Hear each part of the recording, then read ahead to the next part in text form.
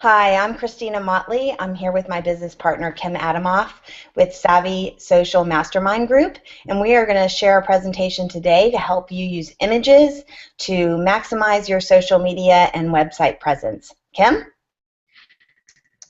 Great. I am going to take 2 seconds to share my screen, so bear with me as we get this started.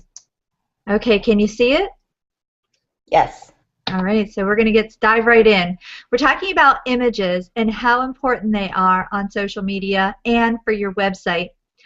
A lot of times clients don't realize how important images are for the experience of the buyer when they come to their site or are viewing their social media content. People want to experience, they just don't want to browse. So using the right images can really boost your content conversions and give you better, connect better with your target audience. The first is emotions rule. So when you're trying to select images for your website and social media, try and find ones that evoke emotions. Remember, your target audience is looking at your content for an experience, or they could be looking at it to solve a problem. They might be doing some research on a pain point that they have, so they stumble upon your website, and you really want to hit at their emotions. Christina, anything on that? Absolutely. So a good rule of thumb in any communications is to appeal to two sides, the emotional side, which pulls at the heartstrings, and the logical or factual side, which you can do with copy. Okay. Next one is human touch. When you're selecting images, try and select images that have faces.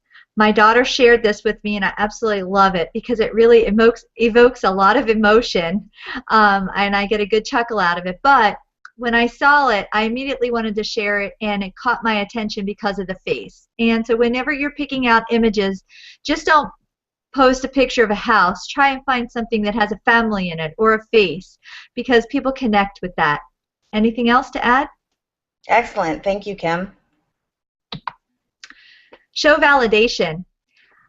A lot of times we go and we get testimonials, but what can you do with those testimonials? One thing is to embed the testimonials onto an image on your website. You can do that by putting the image. I use Publisher, and I put the image in, and then I overlay the testimonial. So I turn the image into a graphic to post. People want to connect. They trust what other people say about you, and this is a really good way of using your rotating gallery to create a billboard. Remember, it's all about them, not you. It's not about what you want to show on your website. You got to think about the buyer experience when they come to your website, and what are they looking to get out of your website. Christina? Yeah, so we like to call this the WIFM in communications, what's in it for me. So just always think about the person that you're trying to reach in that target audience's perspective and tell them what's in it for me. No stock photos. We're not in the 90s anymore. People are kind of tired of seeing boring photos on a website. Try and find photos, again, that evoke emotions and helps you to tell your story better. This image kind of shows exactly, you can overlay your tagline, and this image really shows how it helps to tell their story to their target audience. Infographics. This is a fun way. You know, we are so inundated with content. Big data is a keyword, buzzword right now. And we are inundated with content. It's so hard for us to sort out that content, organize it, curate it, pass it along, and we're in overload. So one way to handle all of that for our businesses is through infographics. There are 5 steps to setting up an infographic. The first one is gathering your data. Your infographic data has to be up-to-date, relevant, and useful for your target audience. Remember, it's all about what they want. And the second thing is graphics, because the whole point of the infographics is that it's a very visual piece of delivering your data in a way that makes it easily digestible. The third thing is writing. So every word counts on an infographic to tell your whole story. You want to be really careful with every single word that you're putting on the infographic, that it means something. Once you put the infographic together, what do you do with it? Now you have to share it, because sharing is how you're going to turn it into more of a viral piece, and it also helps you to get traffic back to your website.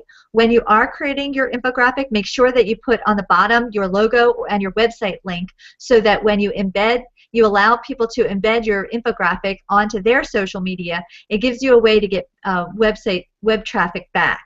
Tracking and follow-up is the last step. When you create your infographic, you can embed it onto a landing page that makes it easier for you to track using Google Analytics. The traffic that you're getting back, you can track in your Google Analytics which social media channel produced the most traffic back to your website. This is an example of an infographic talking about infographics. Christina? Sure. So the good thing about infographics is it is visual, and it allows you to put lots of data in one place.